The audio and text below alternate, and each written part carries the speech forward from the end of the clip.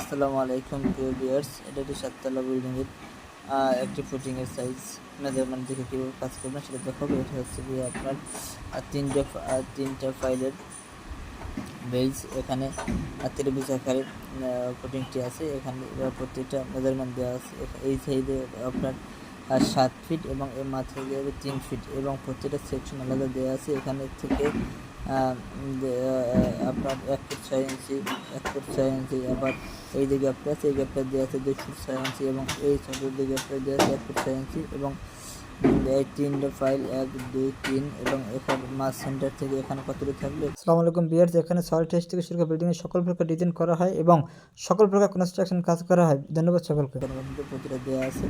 এটা মূলত হচ্ছে 2 দালি এটা ফুটিং, এটা 3 ইঞ্চি কাভারিং দেখানো হয়েছে।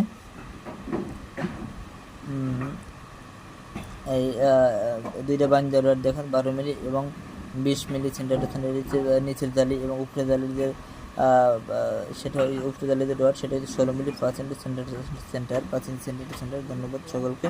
আসসালামু আলাইকুম ওয়া রাহমাতুল্লাহি ওয়া বারাকাতুহু।